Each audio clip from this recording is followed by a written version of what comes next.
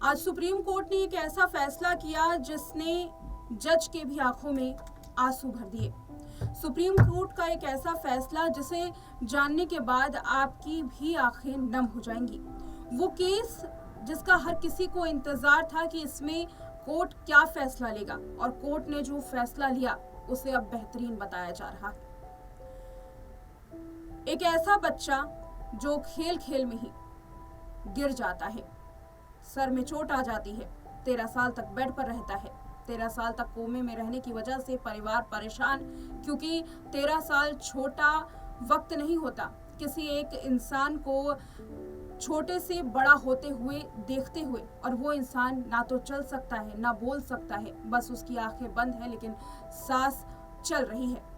वो बच्चा जो अपने माता पिता के दर्द को भी नहीं देख सकता था, कैसे माता पिता उस बच्चे को 13 साल तक अपनी जिंदगी की पूरी जीवन पूंजी लगा करके इलाज के खर्चे में झोंकते रहे, इलाज करवाते रहे कि कभी तो बच्चा आंखें खोलेगा, लेकिन बच्चे को कभी आंख खोलना ही नहीं था। रिपोर्ट्स बताती थी कि अब ना तो कभी हरीश राणा ठीक हो पाएगा और ना ही बिस्तर से उठ पाएगा। हरीश राणा के इलाज में माता पिता के सारे पैसे डूब चुके थे। अब सिर्फ एक ही गुहार थी कि इच्छा मृत्यु जल्द से जल्द उनके बच्चे को मिल जाए।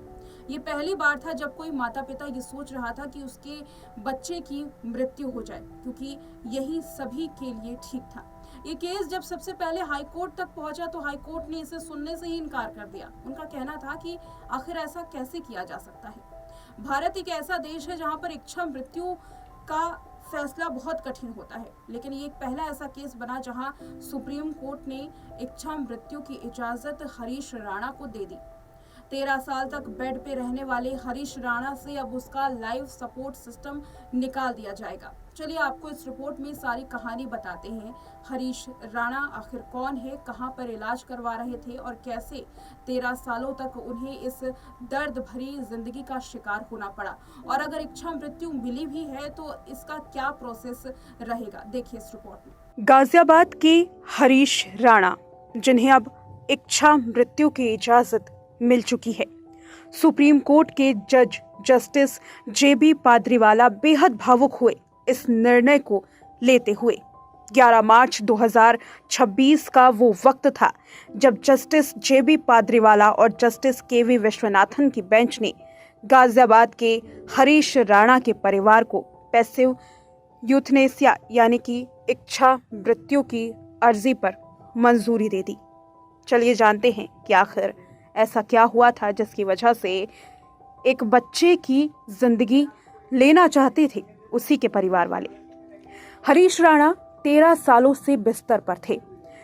साल 2013 का वो वक्त जब पंजाब यूनिवर्सिटी में पढ़ रहा एक बच्चा हॉस्टल की 4थी मंजिल से गिरने की वजह से गंभीर हालत में अस्पताल पहुंचता है। बताया जाता है कि सर पर गंभीर चोट लगी है, इसका असर ब्रेन पर पड़ा। बिस्तर पर पड़े पड़े 13 साल तक हरीश राणा ने गुजार दिए। हरीश राणा की इस बीमारी ने उनके परिवार वालों को भी खोखला कर दिया। 13 साल तक परिवार ने हरीश राणा का ख्याल रखा। माता पिता बेहद गरीब, लेकिन अपने बच्चे के इलाज में बिल्कुल भी कोताही न बरती, यहाँ तक कि घर तक को बेचना पड़ा। लेकिन 13 साल एक बड़ी लड़ाई थी। इसके आगे की लड़ाई परिवार अब नहीं लड़ सकता था। कहीं ना कहीं तो इसे खत्म होना ही था। बस परिवार वालों ने कोर्ट का दरवाजा खटखटाया और इच्छा मृत्यु की अपील की। ये याचिका पहले हाई कोर्ट में गई, जिसे नकार दिया गया। सुप्रीम कोर्ट तक बात पहुंची तो अलग अलग विचार किए गए। विचार कि क्या इसका कोई मानवीय समाधान निकल सकता है। सब कुछ देखने, करने, सोचने के बाद सुप्रीम कोर्ट ने इच्छा मृत्यु का फैसला सुना ही दिया। इस फैसले को सुनाने के बाद जस्टिस पाद्रीवाला खुद बेहद भावुक हुए थे। बता दें कि हरीश राणा की हालत में 13 साल से कोई भी सुधार नहीं था। हरीश के परिवार वाले इसी आधार पर अपनी याचिका लेकर कोर्ट में गए थे। जस्टिस पाद्रीवाला ने कहा कि ये बेहद दुख का फैसला है और बेहद मुश्किल फैसला है। लेकिन इस लड़के यानी कि हरीश को यूं दुख में रख भी नहीं सकते। हम उस स्टेज में हैं जहां हमें आखिरी फैसला लेना है। सुप्रीम कोर्ट ने हरीश राणा के परिवार की प्रशंसा करते हुए ये कहा कि परिवार ने इस मुश्किल वक्त में भी हरीश राणा का साथ नहीं छोड़ा और देखभाल करते रहे। किसी से प्यार करने का ये मतलब नहीं कि उसे बुरे वक्त में छोड़ दिया जाए, बल्कि बुरे वक्त में उसकी देखभाल करना ही असली प्यार है। कोर्ट ने हरीश के परिवार की अर्जी पर मंजूरी देते हुए उसका मेडिकल सपोर्ट सिस्टम हटाने का आदेश दिया है। कोर्ट के इस फैसले को सुनने के बाद अब मुख्य सवाल ये है कि ऐसे मरीजों में मृत्यु मरीज के लिए सर्वोत्तम हित है या क्या उसको लाइफ सपोर्टिंग सिस्टम पर जिंदा रखना ही सही है। कोर्ट ने कहा कि हरीश को एम्स के पैलिएटिव केयर में भर्ती कराया जाएगा ताकि मेडिकल ट्रीटमेंट वापस लिया जा सके। कोर्ट ने कहा कि सुनिश्चित किया जाना चाहिए कि पूरी गरिमा के साथ ये प्रक्रिया पूरी हो। अब जिक्र पैलिएटिव केयर का किया ही है तो चलिए ये भी जान लेते हैं कि आखिर ये होती क्या है। पैलिएटिव केयर गंभीर या जानलेवा बीमारी जैसे कैंसर, हार्ट फेलियर में जूझ रहे मरीजों के जीवन की गुणवत्ता सुधारने के लिए दी जाती है। ये एक विशेष मेडिकल देखभाल है। इस देखभाल में दर्द, तनाव और अन्य शारीरिक या भावात्मक लक्षणों को कम करने की कोशिश की जाती है। अगर शरीर में दर्द है तो मरीज को इस दर्द से राहत मिलती है। सुप्रीम कोर्ट ने भी हरीश को पैलिएटिव केयर में रखने की इजाजत दी है ताकि लाइफ सपोर्ट सिस्टम निकलने की वजह से हरीश को ज्यादा दुख न हो। लगातार बिस्तर पर पड़े रहने के कारण हरीश के शरीर पर घाव हो गए हैं। लकवाग्रस्त हरीश को सांस लेने, खाने पीने और रोजमर्रा की देखभाल के लिए चिकित्सा सहायता की जरूरत पड़ती है। एम्स के डॉक्टरों की टीम हरीश राणा के घर पर जाकर के उनकी जांच कर चुकी है। जांच के रिपोर्ट के आधार पर ही सुप्रीम कोर्ट ने ये फैसला लिया। सुप्रीम कोर्ट से पहले दिल्ली हाई कोर्ट ने हरीश के परिवार की याचिका को खारिज कर दिया था और कहा था कि भारतीय कानून के तहत सक्रिय इच्छा मृत्यु की अनुमति नहीं है। इसके बाद अगस्त 2024 में ये मामला सुप्रीम कोर्ट पहुंचा, जहां केंद्र सरकार को नोटिस जारी करते हुए मानवीय समाधान तलाशने के लिए कहा गया था, लेकिन सभी मानवीय समाधान खोखले पड़ते हुए नजर आए। जब एम्स की रिपोर्ट ने ये दलील दी कि हरीश कभी भी ठीक नहीं हो पाएंगे। उनकी तबीयत दिन ब दिन बिगड़ रही थी, लेकिन सांसें थमने का नाम नहीं ले रही थी। लाइफ सपोर्ट सिस्टम की वजह से हरीश सांस तो ले पा रहे थे, लेकिन उनके पूरे शरीर में घाव हो गया था। उनकी दवाइयों का खर्चा और लाइफ सपोर्ट सिस्टम का खर्चा, देखभाल का खर्चा इतना ज्यादा था कि परिवार इसे वहन भी नहीं कर सकता था। इन सभी पहलुओं को देखते हुए ही सुप्रीम कोर्ट ने ये फैसला सुनाया है।